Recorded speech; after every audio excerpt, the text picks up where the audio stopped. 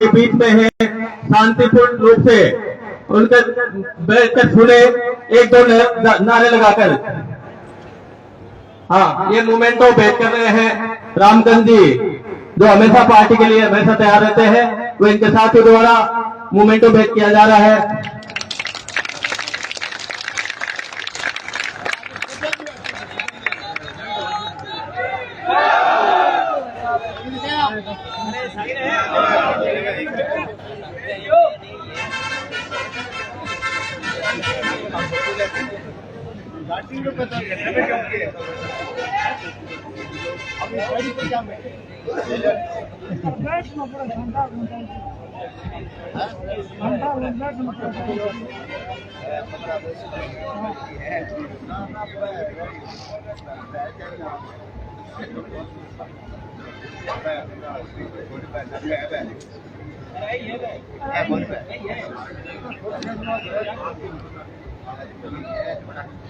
अब सरदार साहब पे दर्जनों नए कार्यकर्ता पार्टी ज्वाइन करने के लिए मंच पर आमंत्रित है।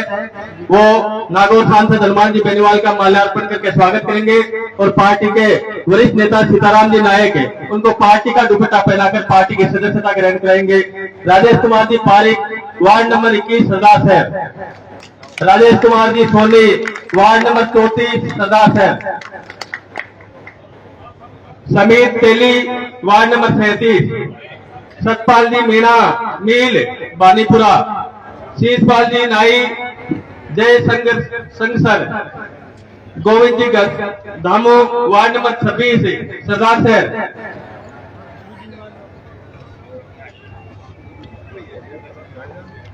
आरिफ मुआल जी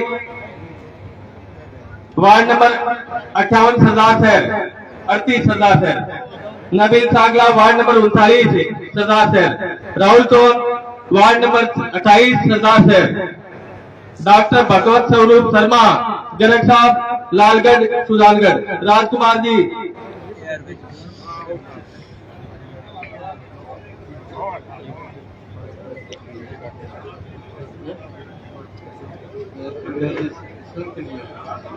जी साकरिया, इनका भी पार्टी परिवार में स्वागत है। आज वैसे बहुत सारे कार्यकर्ता राष्ट्रीय लोकतांत्रिक पार्टी की सदस्यता ग्रहण कर रहे हैं, मगर समय अभाव के कारण सांकेतिक रूप से गोपाल जी डांगू आसल पास,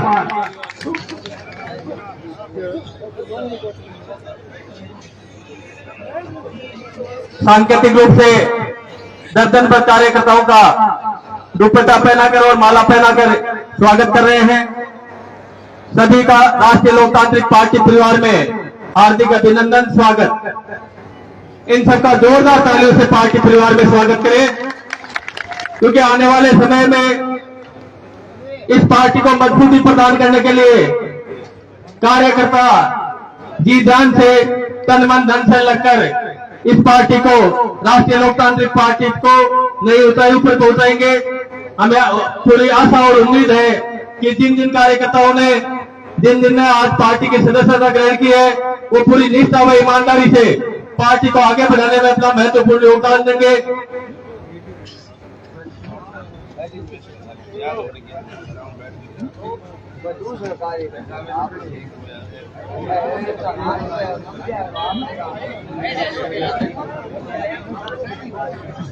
अब मंच पर पूर्व की बाकी सारी व्यवस्था है, उसी अनुरूप बनाए।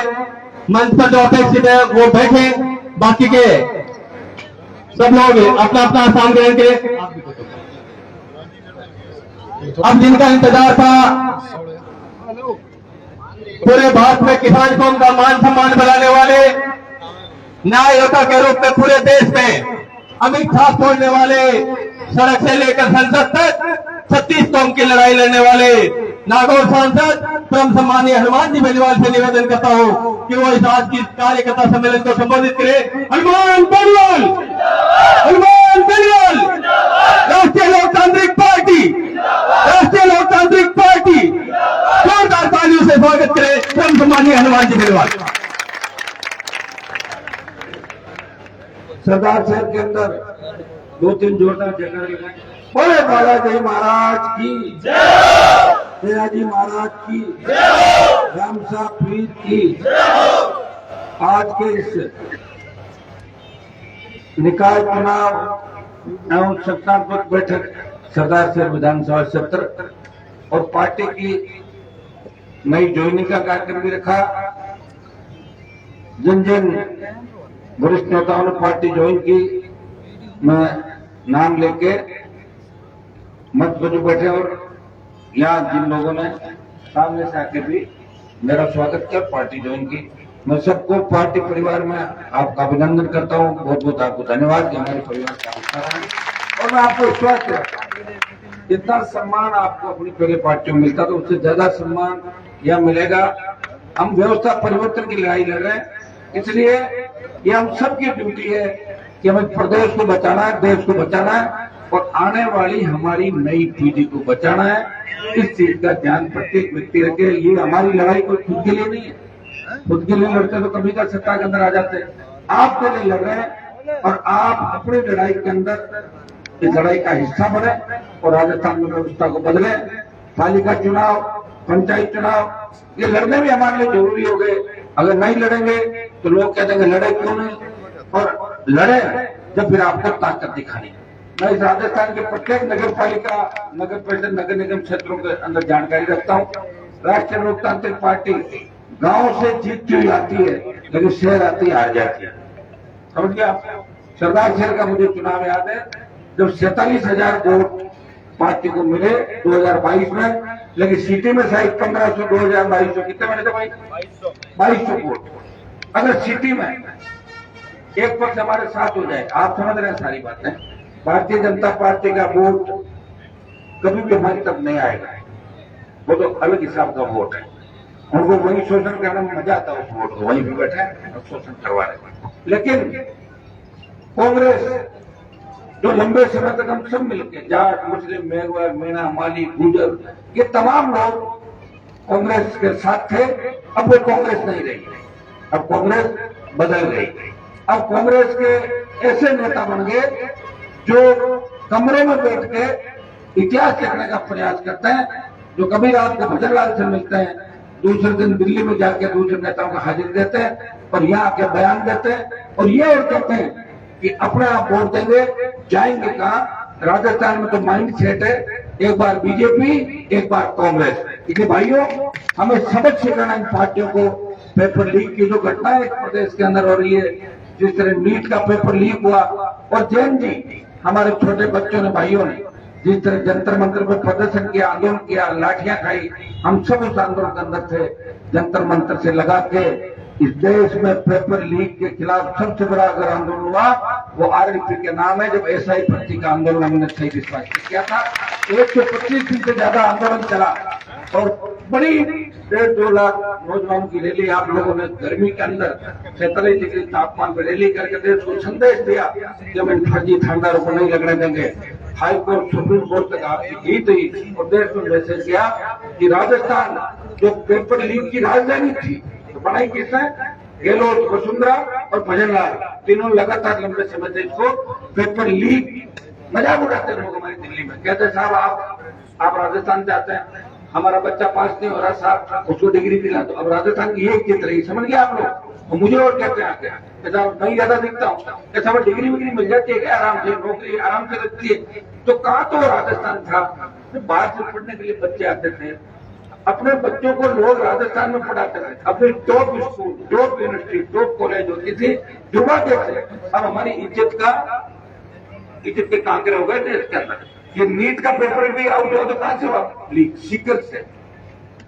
भाइयों, ये ठीक बात है कि हो सकता है हम किसी को मुलजिम बनाने से बचा लें, बीजेपी के लोग किसी की और मदद करते हैं, कांग्रेस के किसी करते हैं, लेकिन दुर्भाग्य इस बात का है कि हमारी आने वाली पीढ़ी हमें माफ नहीं करेगी और ये बच्चे हमसे हिसाब मांगेंगे। बच्चों ने तो आपने देखा होगा कि बच्चों ने तो मोदी की नींद उड़ा दी, देखा था आपने?